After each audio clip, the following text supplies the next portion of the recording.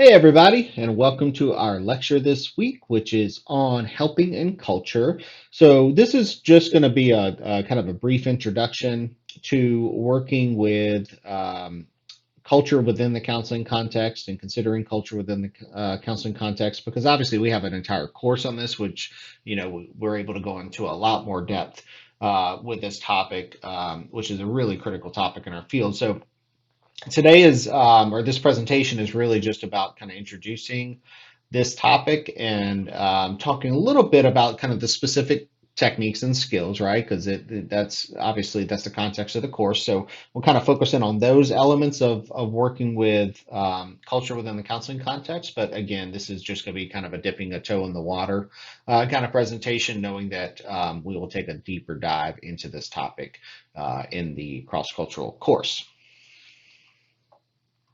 So, when we're talking about working with cultural differences, and I would say this these things also apply to working with clients of the same culture as you, but particularly when we're working with clients who have different cultural identities than we do, it's important for us to recognize those differences and to understand them and consider how they are impacting the counseling relationship. So in terms of the actual skills we want to use when we know there are cultural differences in the room, which to some extent there's always cultural differences in the room, but when there's maybe larger cultural differences that are really going to involve us as the professional in the room kind of stretching our understanding and of the human experience, of human culture, of people's perspectives of the world and how they make meaning in life and all those kinds of things that it kind of stretches us outside of our own experience. We really want to be using these skills. So obviously listening, everything we have talked about up to this point in this course still applies, right? So it's the active listening, it's the nonverbal communication, which we want to be thoughtful about taking into consideration the client's culture when we're thinking about nonverbal communication, in particular things like eye contact and physical distance in the room may need to be altered or tailored because of the client's cultural identity, and that's something we should do willingly and just be aware of. Our active listening skills and the techniques that come along with that. So um, the skills of reflecting, of asking good questions, of actively empathizing and communicating that through reflections are all still going to be there. Rogers' core conditions are still there. Kind of empathy, unconditional positive regard, and congruence will still be part of the counseling relationship. But we do want to make sure that we are paying particular attention when we are listening to someone who has a different cultural identity than we do, to those cultural elements of how they view the world, what do they value, what is their belief system. Sometimes those come out kind of overtly, and sometimes they're a little more covert, but we can still pay attention to them if we are listening well. Tapping into cultural support systems can be really helpful if you're working with a client from a different culture, depending on what those support systems are for the client. That could be religious community, that could be family, friends, coworkers. It really just depends on the client and their life. But just knowing that tapping into whatever support systems they have in place or want to put in place can be really helpful in the counseling process. Achieving credibility and trust. There is often kind of a natural distrust when a client comes in and they have a different identity than the counselor in the room, and they are supposed to be vulnerable and trusting and honest with this person. Um, there can be a kind of a natural, distrust or a hesitancy, and so we might need to do the work of achieving credibility and trust. And this is not about kind of, pointing to your diploma on the wall and saying, look, I know what I'm doing. This is about following through on things that you say you will do. It's about broaching, which is the last bullet point here, about just acknowledging the differences kind of up front at the very beginning of the counseling relationship. It's about doing the work of understanding the client and not expecting them to teach you about their culture, but doing the work of learning about their culture so that we can bring that knowledge into the relationship. There's lots of things we can do to build credibility and trust, showing up and listening and empathizing and allowing the client to have autonomy and be vulnerable with us and creating a safe space. A lot of the stuff we're normally doing in any kind of counseling relationship, but particularly when there's cultural differences that are potentially impacting a client's ability to trust us, we need to be paying attention to these things. Tailoring your approach to the client, this is really about knowing the client, understanding them, and meeting them where they are. So none of us as counselors should be saying, this is what I do as a counselor, and you either fit into it or you don't, client. We should be saying that we do have an approach, but we're going to also work to understand the client and see how they respond to it. And if it's not working, we're going to tailor it to what they need in the moment. So it is our responsibility to do that. And then acknowledging differences by broaching. So we'll talk about the technique of broaching in a lot more depth in the cross-cultural course, but broaching is just that kind of simple idea, but it can be a tough technique, depending on how comfortable you are with it, about just putting on the table the differences between you and the client and just acknowledging it. And if the client wants to, discussing it. And how it may be impacting the work. Sometimes those differences are overt and sometimes they're covert, but it's important to acknowledge them. So sometimes at the beginning of the counseling relationship, some of the overt ones may be pretty apparent, right? And we can just broach those right off the bat. And then other times it's maybe differences that come up in the work, right? And it's not maybe some of the more overt cultural differences, but the covert ones that kind of just come out in the process, and we can acknowledge them when they come out, just to understand how they may be impacting the relationship and the client's work. These are some of the things we want to consider when we talk about culture and working with clients who identify differently than we do. Demographics, obviously, that's kind of what a lot of us may jump to when we think about diversity is, age, race, gender, those demographic identifiers, geography. That can be one category of differences to acknowledge and work with, and recognizing that there may be significant differences between how we identify along these demographic factors and then how a client may identify. Culture, which is, this is just kind of a general brief description here, but the beliefs, values, taboos, customs, behaviors, expressions, worldviews of a collective group of some sort. And so just understanding where a client is coming from in their cultural identity can be really helpful to understand how they are experiencing the world, right? I mean, when we talk about people's belief systems and, the values and customs that they have, these are the kind of the meaning-making structures we use in the world. And so if we really want to understand where a client is coming from, what they're experiencing, how we may help them, then we need to know their culture. And so that can, some of that comes out kind of overtly, and then some of it's more subtle, and we just, it comes to our awareness just through how the client talks about themselves, how they talk about the world and the people around them.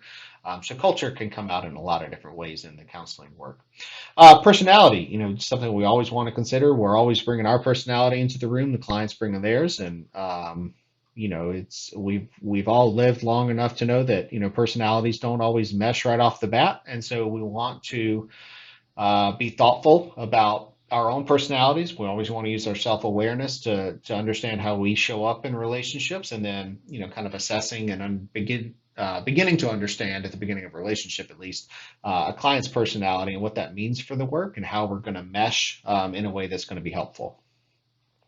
Power and privilege, we always want to pay attention to power and privilege. It's in every single relationship. It is definitely in counseling relationships because, you got a relationship that is inherently set up to where one side is the professional, right? This is the person that is getting paid to do this kind of work.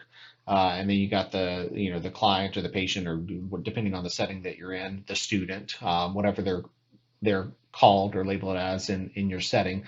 That setup, professional client, is inherently has an inherent power differential in it, right? And so recognizing that, and then you add these layers of power and privilege, depending on cultural identities that both we have as counselors and our clients have. And then you've got all sorts of power and privilege dynamics happening at once, and we just need to acknowledge that and understand how, again, how it may be impacting the work. That's what this all boils down to: is we are considering these things, one, because we value human beings and want to understand them, but then that understanding directly impacts the work, right? And so understanding ourselves and our own cultural identities and all these things that come along with them, and then the clients as well, is really, really critical for us in our work. So and then developmental diversity is really important as well. So this being not just thinking about clients in terms of chronological age, but developmental um, points in time in terms of their cognitive development, their emotional development, professional development. Our clients are going to come in all sorts of different places on all these categories. I've worked with clients that I would describe as very cognitively and intellectually developed, pretty advanced levels of cognitive and intellectual development, but emotionally pretty underdeveloped for kind of where they're at in life. So that impacts the work, right? I mean, it helps us understand kind of how a client again experiences the world, how they're going to experience the work, right? Someone who is maybe been stalled developmentally on their emotional development is gonna probably struggle with the emotional exploration and the emotional awareness, the emotional expression side of the work that they may be doing, even though they may be kind of, cognitively kind of ahead of the curve developmentally. So it's just another thing we want to be looking at and considering as we're working with our clients. All right, so skills for working with differences. I mentioned self-awareness earlier, and that's I feel like that should just be the first bullet point on any kind of counseling work in terms of like what's going to be helpful is knowing ourselves, knowing our own cultural identities, and how we show up in the world, how we view the world. That is going to be the most consistent factor in our counseling work because we're bringing ourselves into every counseling relationship. So understanding that first and foremost is really critical. And then we work on developing an understanding of the client. But that self-awareness piece, that's something we can always bring into a counseling relationship, and we want it to be that awareness to be pretty high. I mean, there's always going to be new awarenesses that come out in the counseling process or in our careers, just throughout our lives. But so it's not static, but it is a really important piece of it. Intentional exposure is what it sounds like. So we'll do this actually in the cross-cultural counseling course, if you haven't taken that yet, which is exposing yourself to cultures other than your own.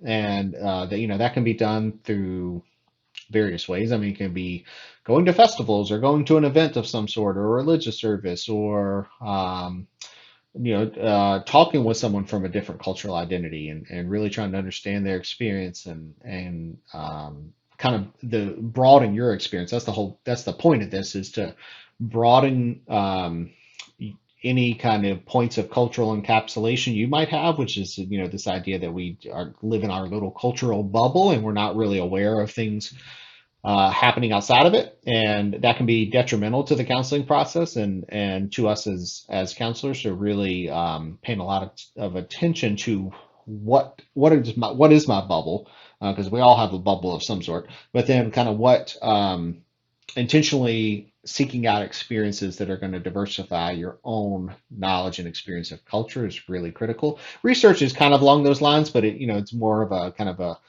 a intellectual way about it.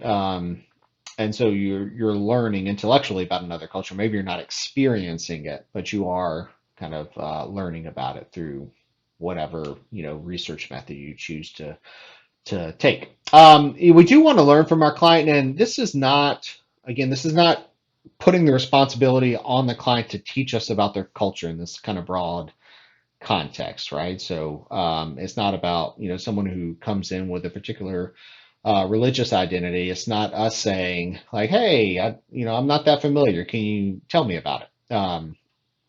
It's not their job to do the work of being our educator on their entire religion.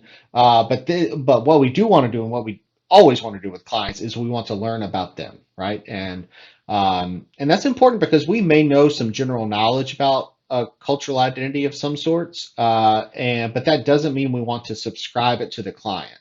Right, so I know about whatever a particular religious uh, population and belief system, and client identifies with that, therefore I know what they believe. We don't want to do that. We don't want to do that kind of prescriptive, I know this and you identify as this, therefore this is your experience. What we want to do is we want to learn about the client's experience. That broad knowledge of whatever they however they identify is helpful because it gives us some kind of clues that we may be looking for, but we don't want to just assume they are part of the client's experience. We really want to learn about their experience, their beliefs, their viewpoints.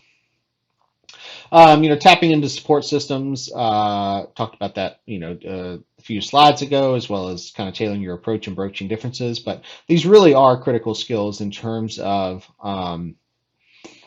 you know, acknowledging the differences, which is something that in most I won't even say most, but a lot of relationships we don't do, right? We don't meet someone new in most professional settings and then immediately begin talking about some of the differences that exist between us.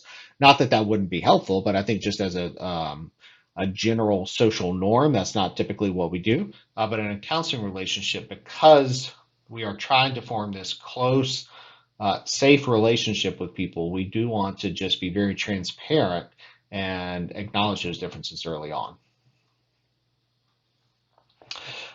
So when we're working with gender identity differences, and this is, this obviously this is just one identity within this very, broad spectrum of identities that all human beings have.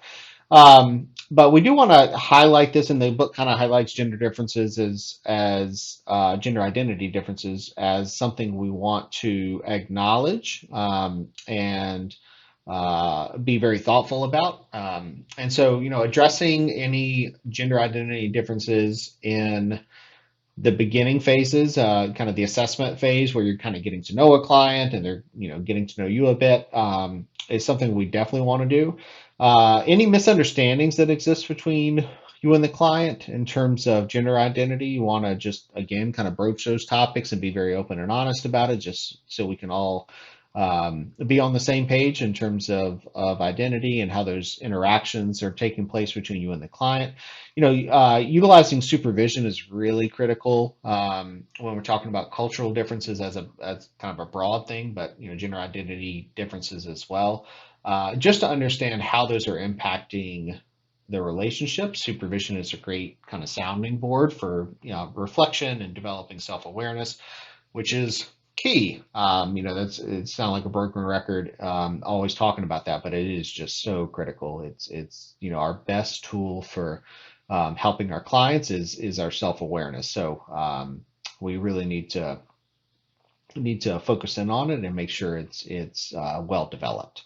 Understanding how a client's gender is influencing their experiences and perceptions, because it always is, right? I mean, a client's gender identity in our society impacts their experience 100% of the time. And as it does for us. I mean, that's just human beings. So we need to understand how it's impacting their experience, both kind of out in the world, outside of the counseling relationship, but also in the counseling relationship, and how that experience between the two of us is being shaped by our gender identities.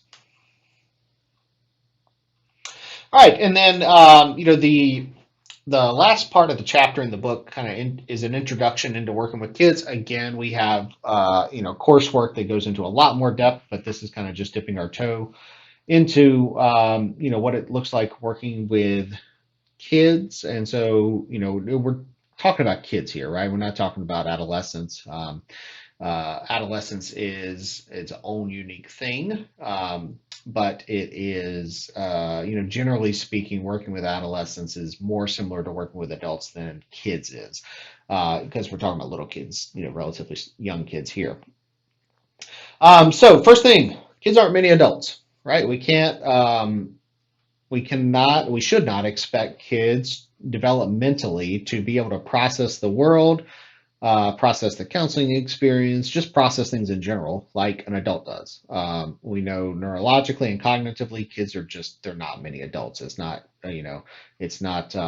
like they have the same level of cognitive or intellectual functioning as adults. Therefore, the counseling process has to look a little different or a lot different.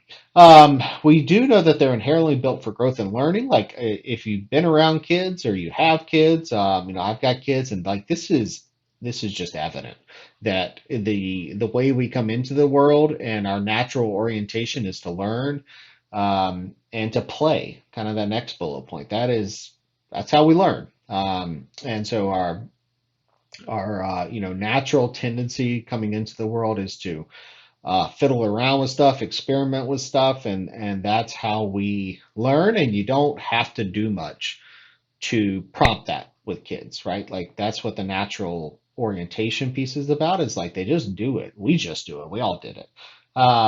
Silence with kids is okay. It's okay with adults, but it's okay with kids too. And I have found when I haven't worked professionally with kids in a few years, but I found with kids like the silence was very often less awkward than it is with adults, because generally the kids are doing something, they're playing or they're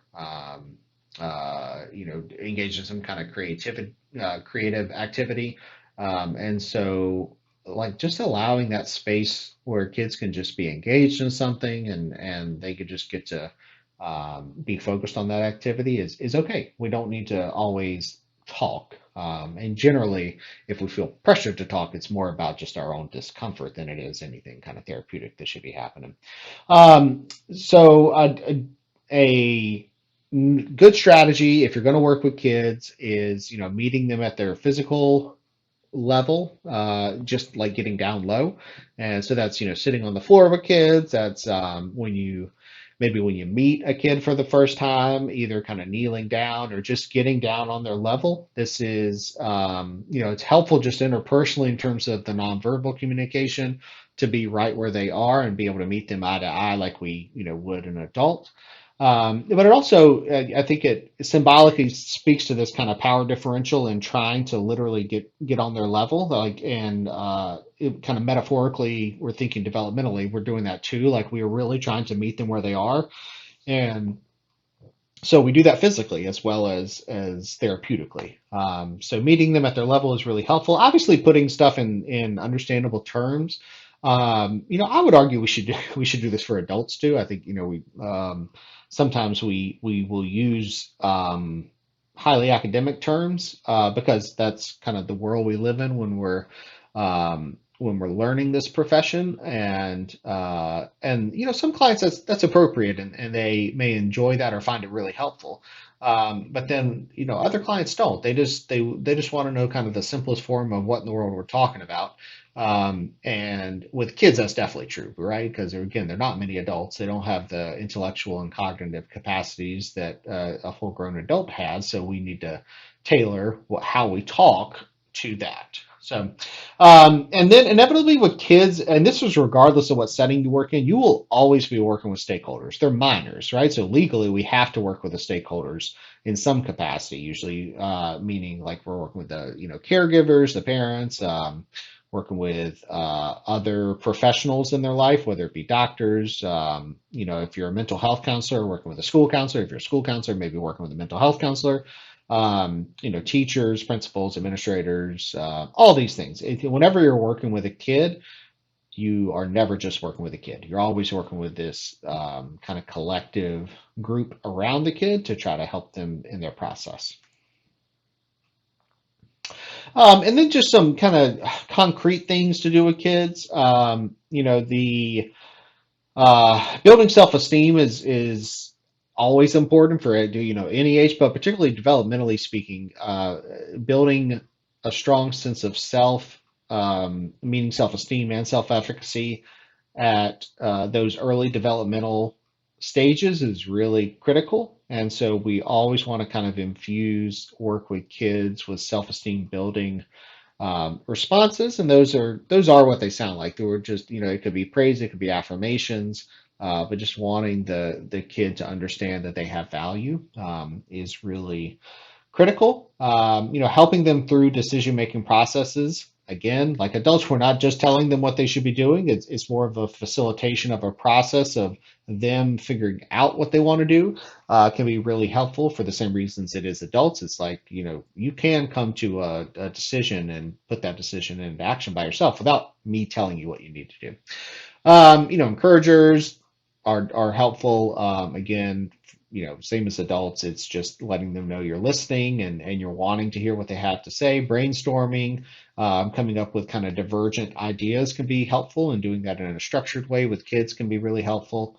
Mutual storytelling can be fun and helpful. Just the idea that we're human beings are naturally kind of narratively oriented, especially as kids, and so using storytelling as a technique or a tool for processing things or learning about each other can be a really helpful thing. Art techniques, puppet play, role playing, these all get into some more of the kind of creative approaches. Again, if you're working with a really young kid, I remember the first time I worked with like a really young kid. He was 4, and I just remember like him sitting in a chair in my office, and just like it just struck me as like I can't expect this little dude to talk, like I really can't. He did. I mean, ultimately, he kind of surprised me in his ability to just kind of clearly explain things, which kind of caught me off guard because it was like, I hadn't been exposed to that many young kids at that point. But a lot of what we need to do with kids is provide mediums for them to communicate, right? And so art does that, puppet play does that, role play does that, and it does it in a way to where the message can still come through, the message of their experience, but it doesn't always have to be this, kind of word driven, dialogue driven way of sharing. And so, that can be a lot of fun as a counselor, just to help a client engage in some of these activities that can help them share their experience in new ways. It can also be a lot of work for the counselor because it's not as kind of clear cut as a client just telling you what's going on. And so we want to make sure when we're working with kids that we're open to doing that. So those are just some of the techniques we want to use with kids. Again, this, I said it was going to be brief. It's almost 30 minutes, but it is a overview, right? This is a very simplistic, very quick kind of, these are some big things we want to be considering in working with cultural differences in the counseling relationship. We'll expand on all of them when we get into the cross-cultural class, but hopefully this is helpful just to begin the process of thinking about things from a cultural lens, if you haven't already been doing so. All right, y'all. Look forward to talking about this topic in class. Bye.